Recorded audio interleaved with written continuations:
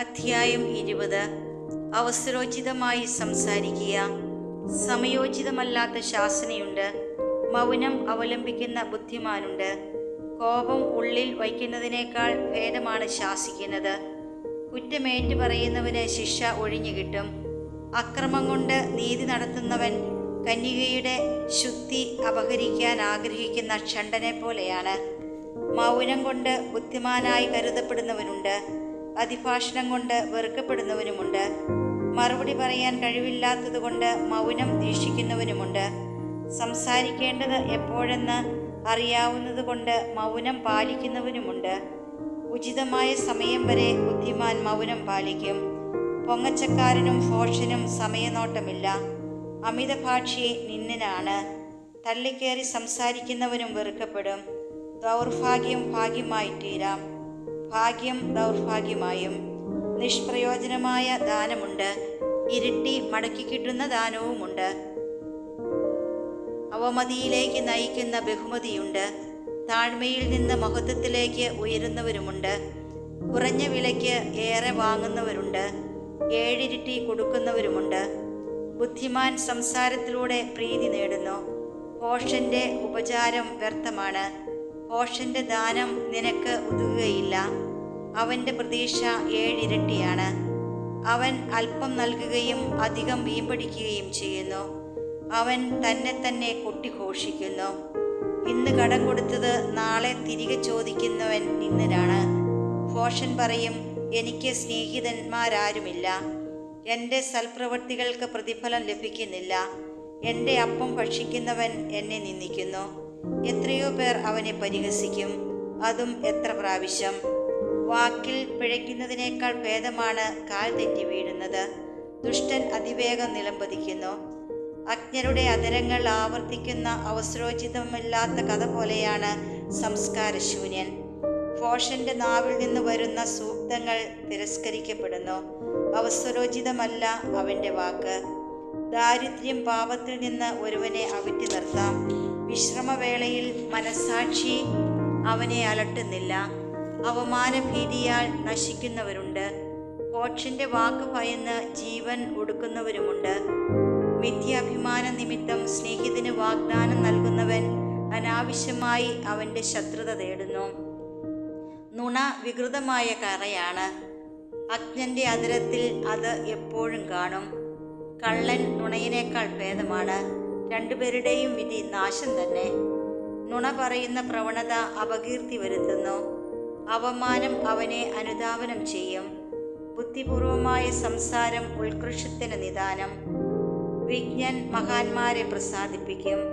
മണ്ണിൽ അധ്വാനിക്കുന്നവൻ വിളവ് കുന്നുകൂട്ടും. പ്രബലരെ പ്രീതിപ്പെടുത്തുന്നവന്റെ തെറ്റുകൾക്ക് മാപ്പ് ലഭിക്കും. സമ്മാനങ്ങളും ദാനങ്ങളും ജ്ഞാനികളെ അന്ധരാക്കുന്നു. വായിൽ തിരുകിയ തുണി പോലെ അവ ശാസനകളെ നിശബ്ദമാക്കുന്നു. മറഞ്ഞിരിക്കുന്ന ജ്ഞാനവും അജ്ഞാതമായ നിധിയും കൊണ്ട് എന്ത് പ്രയോജനം? സ്വന്തം ഭോഷത്വം മറച്ചു വയ്ക്കുന്നവൻ സ്വന്തം ജ്ഞാനം മറച്ചു വയ്ക്കുന്നവനേക്കാൾ ഭേദമാണ്. കർത്താവിനെ തേടുന്ന ദീർഘക്ഷമയാണ് അനിയന്ത്രിതമായ ജീവിത സാരിത്യത്തെക്കാൾ ഭേദം.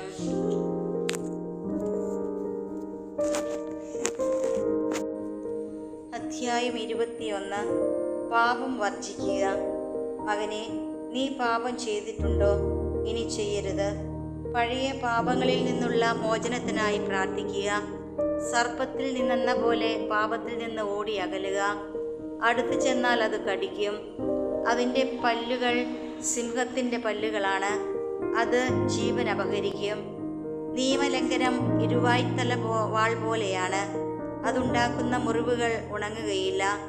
ഭീകരതയും അക്രമവും ധനം നശിപ്പിക്കുന്നു, അതുപോലെ അഹങ്കാരിയുടെ ഭവനം ശൂന്യമായി തീരുന്നു. ദരിദ്രന്റെ പ്രാർത്ഥന ദൈവം കേൾക്കുന്നു, അവന് നീതി ലഭിക്കാൻ വൈകുകയില്ല.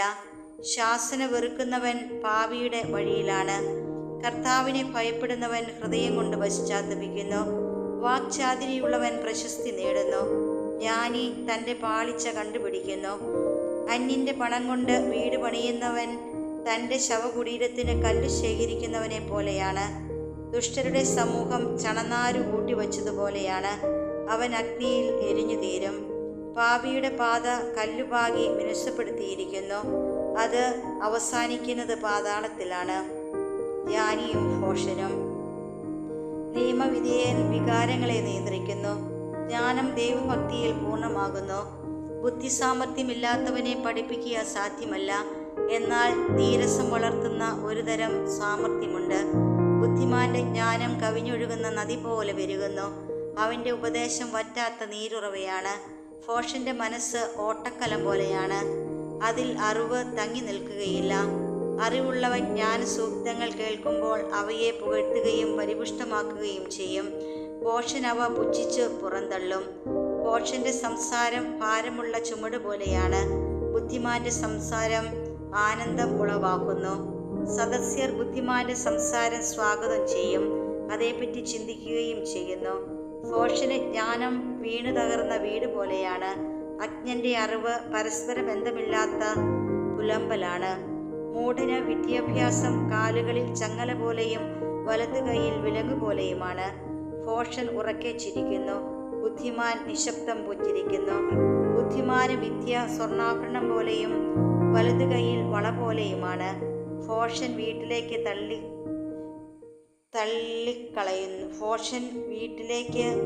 തള്ളിക്കളയുന്നു. അനുഭവസംബന്ധൻ ഉപചാരപൂർവം അതിൻ്റെ മുൻപിൽ നിൽക്കുന്നു. സംസ്കാരശൂന്യൻ വീട്ടിനുള്ളിലേക്ക് ഒളിഞ്ഞു നോക്കുന്നു. സംസ്കാരസമ്പന്നൻ പുറത്ത് കാത്തു നിൽക്കുന്നു.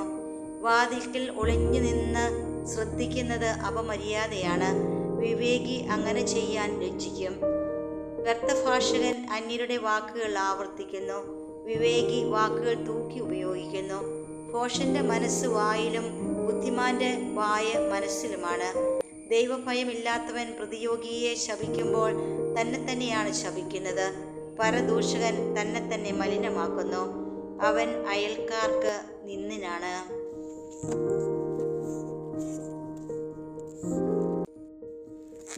അധ്യായം 22. അലസതയും ഭോഷത്വവും. ചെളിയിൽ പൂണ്ട കല്ലുപോലെയാണ് അലസൻ. അവൻ്റെ നിന്ദാവസ്ഥയെ എല്ലാവരും പരിഹസിക്കുന്നു. അലസൻ ശുചിയില്ലാത്ത ചാണകക്കൂനയിലെ ചേറിന് തുല്യം. അതിനെ സ്പർശിക്കുന്നവൻ കൈ കുടഞ്ഞു കളയുന്നു. ദുർമാർഗിയുടെ പിതാവായിരിക്കുക അപകീർത്തികരമാണ്. പെൺകുട്ടി ജനിക്കുന്നത് നഷ്ടമാണ്. വിവേകമുള്ള പുത്രിക്ക് വരനെ ലഭിക്കും. ലജ്ജാകരമായി പ്രവർത്തിക്കുന്ന പുത്രി പിതാവിന് ദുഃഖഹേതുവാണ്. അടക്കമില്ലാത്ത മകൾ പിതാവിനും ഭർത്താവിനും അപകീർത്തി വരുത്തും. ഇരുവരാലും വെറുക്കപ്പെടുകയും ചെയ്യുന്നു. അനവസരത്തിൽ പറയുന്ന കഥ വിലാപവേളയിലെ സംഗീതം പോലെയാണ്. എന്നാൽ ജ്ഞാനത്തിൻ്റെ ശിക്ഷണം എപ്പോഴും ഉചിതമാണ്. മൂഢനെ വിദ്യ അഭ്യസിപ്പിക്കുന്നത് പൊട്ടിയ കലത്തിൻ്റെ കഷ്ണങ്ങൾ ഒട്ടിച്ചു ചേർക്കുന്നത് പോലെയാണ്, അല്ലെങ്കിൽ ഗാഠനിദ്രയിൽ ലയിച്ചവനെ ഉണർത്തുന്നത് പോലെയാണ്. മൂഢനോട് കഥ പറയുന്നവൻ അർത്ഥനിദ്രാവസ്ഥയിൽ കഴിയുന്നവനോടാണ് പറയുന്നത്. പറഞ്ഞു കഴിയുമ്പോൾ എന്താണ് പറഞ്ഞതെന്ന് അവൻ ചോദിക്കും. മരിച്ചവനെ ഓർത്ത് കരയുക, അവൻ്റെ പ്രകാശം അണഞ്ഞുപോയി. ഭോഷനെ ഓർത്ത് കരയുക, അവൻ്റെ ബുദ്ധി കെട്ടുപോയി. മരിച്ചവനെ ഓർത്ത് ഏറെ കരയേണ്ട, അവന് വിശ്രമം ലഭിച്ചു. ഭോഷന്റെ ജീവിതം മരണത്തെക്കാൾ കഷ്ടമാണ്. മരിച്ചവന് വേണ്ടിയുള്ള വിലാപം 7 ദിവസം കൊണ്ട് അവസാനിക്കുന്നു. ഭോഷന് വേണ്ടിയോ ദൈവഭയമില്ലാത്തവന് വേണ്ടിയോ ഉള്ളത് അവൻ്റെ ജീവിതകാലം മുഴുവൻ നീണ്ടു നിൽക്കുന്നു. മൂഢനുമായി അധികം സംസാരിക്കുകയോ ബുദ്ധിശൂന്യനെ സന്ദർശിക്കുകയോ അരുത്. അവനിൽ നിന്ന് അകന്നു നിൽക്കുക, അവൻ നിന്നെ കുഴപ്പത്തിലാക്കും. തന്നെ കുടഞ്ഞ് അവൻ നിന്റെ മേൽ ചെളി തെറിപ്പിക്കും. അവനെ ഒഴിവാക്കുക, നിനക്ക് സ്വസ്ഥത ലഭിക്കും. അവൻ്റെ പോഷത്വം നിന്നെ വലയ്ക്കുകയില്ല. ഈയത്തേക്കാൾ ഭാരമുള്ളത് എന്തിനാണ്? അതിൻ്റെ പേര് ഭോഷൻ എന്നല്ലാതെ മറ്റെന്താണ്? മണലും ഉപ്പും ഇരുമ്പുകട്ടിയും ഭോഷനേക്കാൾ എളുപ്പത്തിൽ വഹിക്കാവുന്നതാണ്. കെട്ടിടത്തിൻ്റെ ശക്തിയായി ഉറപ്പിച്ചിരിക്കുന്ന ഉത്തരം ഭൂമി കുലുക്കത്തിലും ഇളകുകയില്ല. ബുദ്ധിപൂർവമായ ആലോചന കൊണ്ട് ദൃഢമായ മനസ്സ് ഏത് വിപത്സന്ധിയിലും കുലുങ്ങുകയില്ല. ബുദ്ധിപൂർവമായ ചിന്തയിൽ ഉറപ്പിച്ച മനസ്സ് സ്തൂപനിരയിലെ വെൺകളി അലങ്കാരം പോലെയാണ്. മലമുകളിലെ വേലി കാറ്റത്തിളകി പോകുന്നത് പോലെ മൂഢലക്ഷ്യമുള്ള അധീര മനസ്സ് അപകടത്തിൽ ചഞ്ചലമാകും. സുഹൃത്ത് ബന്ധം. കണ്ണിൽ കുത്തിയാൽ അശ്രുക്കൾ ഒഴുകും. ഹൃദയം നോവിച്ചാൽ വികാരം പ്രകടമാകും. പക്ഷികളെ എറിഞ്ഞാൽ അവ ഭയപ്പെട്ട് പറന്നു പോകും. സ്നേഹിതനെ നിന്ദിച്ചാൽ സൗഹൃദം അവസാനിക്കും. സ്നേഹിതനെതിരെ നീ വാളെടുത്തു പോയാൽ പോലും നിരാശരാകേണ്ട. സൗഹൃദം വീണ്ടെടുക്കാൻ സാധിക്കും. സ്നേഹിതനെതിരെ നീ സംസാരിച്ചാലും അസ്വസ്ഥനാകേണ്ട. അനുരഞ്ജന സാധ്യതയുണ്ട്. എന്നാൽ നിന്ന, ധിക്കാരം, രഹസ്യം വെളിപ്പെടുത്തൽ, ചതി എന്നിവ സ്നേഹിതരെ ഓടിച്ചു കളയുന്നു. അയൽക്കാരൻ്റെ ദാരിദ്ര്യത്തിൽ അവൻ്റെ വിശ്വാസം ആർജിച്ചാൽ അവൻ്റെ ഐശ്വര്യത്തിൽ നിനക്കും പങ്കുചേരാം. കഷ്ടകാലത്ത് അവനോട് ചേർന്ന് നിന്നാൽ അവൻ്റെ അവകാശത്തിൽ നിനക്കും പങ്കാളിയാകാം. തീച്ചൂളയിൽ നിന്നും നീരാവിയും പുകയും ജ്വാലയ്ക്കു മുമ്പേ ബഹിർഗമിക്കുന്നത് പോലെ നിന്ന രക്തച്ചൊലിച്ചിലിൻ്റെ മുന്നോടിയാണ്. സ്നേഹിതനെ രക്ഷിക്കുന്നതിൽ ഞാൻ ലജ്ജിക്കുകയില്ല. ഞാൻ അവനിൽ നിന്ന് മറഞ്ഞിരിക്കുകയുമില്ല. എന്നാൽ അവൻ നിമിത്തം എനിക്ക് എന്തെങ്കിലും ഉപദ്രവം സംഭവിച്ചാൽ അതേപ്പറ്റി കേൾക്കുന്നവരെല്ലാം അവനെ സൂക്ഷിച്ചുകൊള്ളും. എൻ്റെ വായ്ക്ക് കാവൽക്കാരനും എൻ്റെ ചുണ്ടുകളിൽ വിവേകത്തിൻ്റെ മുദ്രയും ഉണ്ടായിരുന്നെങ്കിൽ ഞാൻ വീഴുകയോ നാവുമൂലം നശിക്കുകയോ ചെയ്യുകയില്ലായിരുന്നു.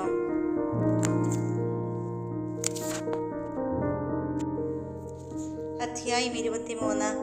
ആത്മനിയന്ത്രണത്തിനു വേണ്ടി പ്രാർത്ഥന. എൻ്റെ പിതാവും ജീവിതത്തിൻ്റെ നിയന്താവുമായ കർത്താവേ, അവയുടെ ഇഷ്ടത്തിന് എന്നെ ഏൽപ്പിച്ചു കൊടുക്കരുതേ. അവ നിമിത്തം ഞാൻ വീഴാനിടയാകരുതേ.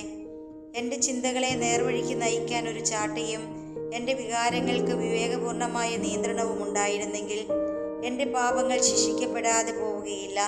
എൻ്റെ കുറ്റങ്ങൾ അവഗണിക്കപ്പെടുകയുമില്ല. എൻ്റെ പാപങ്ങളും കുറ്റങ്ങളും പെരുകി ഞാൻ എൻ്റെ ശത്രുക്കൾക്ക് കീഴ്പ്പെടുകയോ അവർ എന്നെ ചൊല്ലി സന്തോഷിക്കുകയോ ചെയ്യുകയില്ല. എൻ്റെ പിതാവും ദൈവവുമായ കർത്താവേ, എൻ്റെ ദൃഷ്ടികൾ ഔദത്യം നിറഞ്ഞതാക്കരുതേ. അധമ വികാരങ്ങൾക്ക് ഞാൻ അടിമയാകരുതേ. അമിതമായ ആഹാരപ്രിയമോ ഭോഗാസക്തിയോ എന്നെ കീഴടക്കാതിരിക്കട്ടെ. നിർലജ്ജമായ വികാരങ്ങൾക്ക് എന്നെ ഏൽപ്പിച്ചു കൊടുക്കരുതേ. നാവിൻ്റെ വിനിയോഗം. കുഞ്ഞുങ്ങളെ, നാവിനെ നിയന്ത്രിക്കേണ്ടത് എങ്ങനെയെന്ന് കേൾക്കുവിൻ. ഈ ഉപദേശം അനുസരിക്കുന്നവൻ കുറ്റക്കാരനാവുകയില്ല. പാപിയുടെ പതനത്തിന് കാരണം അവൻ്റെ ചുണ്ടുകളാണ്. ചീത്ത പറയുന്നവൻ്റെയും അഹങ്കാരിയുടെയും വീഴ്ചയ്ക്ക് കാരണം നാവ് തന്നെ. ആണിയിടുന്ന ശീലം നന്നല്ല. പരിശുദ്ധൻ്റെ നാമം വെറുതെ ഉരുവിടരുത്. നിരന്തരം പീഡിപ്പിക്കപ്പെടുന്ന അടിമയുടെ ശരീരത്തിൽ മുറിവ് ഒഴിയാത്തതുപോലെ എല്ലായ്പ്പോഴും ദൈവനാമം വിളിച്ച് ശപഥം ചെയ്യുന്നവൻ പാപത്തിൽ നിന്ന് സ്വതന്ത്രനായിരിക്കുകയില്ല. പതിവായി ആണയിടുന്നവൻ അകൃത്യങ്ങൾ കൊണ്ട് നിറഞ്ഞിരിക്കും. അവൻ്റെ ഭവനം ശിക്ഷയിൽ നിന്ന് ഒരിക്കലും മുക്തമാവുകയില്ല. ശപഥം നിറവേറ്റാതെ പോയാൽ അവൻ കുറ്റക്കാരനാകും. മനഃപൂർവ്വം ലംഘിച്ചാൽ ഇരട്ടി പാവമുണ്ട്. കള്ളസത്യം ചെയ്യുന്നവൻ ശിക്ഷിക്കപ്പെടും. അവൻ്റെ ഭവനത്തിൽ വിപത്തുകൾ നിറയും. മരണതുല്യമായ ഒരുതരം ശപഥമുണ്ട്. യാക്കോബിൻ്റെ സന്തതികളുടെ ഇടയിൽ ഒരിക്കലും അത് ഉണ്ടാകാതിരിക്കട്ടെ. ദൈവഭയമുള്ളവൻ ഇത്തരം തിന്മകളിൽ നിന്ന് അകന്നിരിക്കും. അവൻ പാപത്തിൽ മുഴുകുകയില്ല. അസഭ്യഭാഷണം ശീലിക്കരുത്, അത് പാപകരമാണ്. വലിയവരോടുകൂടി ആയിരിക്കുമ്പോൾ മാതാപിതാക്കന്മാരെ അനുസരിക്കുക. അല്ലെങ്കിൽ നിന്നെ തന്നെ മറന്നുള്ള നിന്റെ പെരുമാറ്റത്തിൽ നീ അവരുടെ മുൻപിൽ വിഡ്ഢിയാകും. ജനിക്കാതിരുന്നെങ്കിൽ എന്ന് നീ അപ്പോൾ ആഗ്രഹിക്കുകയും ജന്മദിനത്തെ ശപിക്കുകയും ചെയ്യും. നിന്ദനം ശീലിച്ചവൻ ജീവിതകാലത്ത് ഒരിക്കലും പക്വത നേടുകയില്ല. ജഡിക പാപങ്ങൾ. 2 കൂട്ടർ പാവം വർദ്ധിപ്പിക്കുന്നു. 3-മതൊരു കൂട്ടർ ക്രോധം ക്ഷണിച്ചു വരുത്തുന്നു. വികാരം കൊണ്ട് ജ്വലിക്കുന്ന ഹൃദയം ആളുന്ന തീ പോലെയാണ്. ജീവിതം പൂർണ്ണമായി നശിപ്പിക്കുന്നതുവരെ അത് അടങ്ങുകയില്ല. ഭോഗാസക്തിക്ക് അടിമപ്പെടുന്നവൻ അഗ്നി ദഹിപ്പിക്കുന്നതുവരെ അതിൽ നിന്ന് സ്വതന്ത്രനാവുകയില്ല. വ്യഭിചാരിക്ക് എല്ലാ അപ്പവും മധുരിക്കുന്നു. മരണം വരെ അവൻ പിന്മാറുകയില്ല. വിവാഹ ഉടമ്പടി ലംഘിക്കുന്നവൻ ആത്മകഥം ചെയ്യുന്നു. ആരാണ് എന്നെ കാണുക? ഇരുട്ടെനിക്ക് മറയാണ്. ഭിത്തികൾ എന്നെ ഒളിപ്പിക്കുന്നു. ആരും എന്നെ കാണുന്നില്ല. ഞാൻ എന്തിനു പേടിക്കണം? അത്യുന്നതൻ എൻ്റെ പാപങ്ങൾ പരിഗണിക്കുകയില്ല. മനുഷ്യനെ മാത്രമേ അവൻ ഭയപ്പെടുന്നുള്ളൂ. കർത്താവിൻ്റെ കണ്ണുകൾ സൂര്യനേക്കാൾ 10,000 മടങ്ങ് പ്രകാശമുള്ളതാണെന്ന് അവൻ അറിയുന്നില്ല. അവിടുന്ന് മനുഷ്യൻ്റെ എല്ലാ മാർഗങ്ങളും നിരീക്ഷിക്കുകയും നിഗൂഢ സ്ഥലങ്ങൾ കണ്ടുപിടിക്കുകയും ചെയ്യുന്നു. പ്രപഞ്ച സൃഷ്ടിക്ക് മുമ്പ് തന്നെ അവിടുന്ന് അത് അറിഞ്ഞിരുന്നു. സൃഷ്ടിക്ക് ശേഷവും അങ്ങനെ തന്നെ. ഈ മനുഷ്യൻ നഗരവീഥികളിൽ വച്ച് ശിക്ഷിക്കപ്പെടും. ഒട്ടും പ്രതീക്ഷിക്കാതിരുന്നിടത്ത് വെച്ച് പിടിക്കപ്പെടുകയും ചെയ്യും. ഭർത്താവിനെ ഉപേക്ഷിച്ച് അന്യനിൽ നിന്ന് അവന് അവകാശിയെ നൽകുന്ന സ്ത്രീയും ഇങ്ങനെ തന്നെ.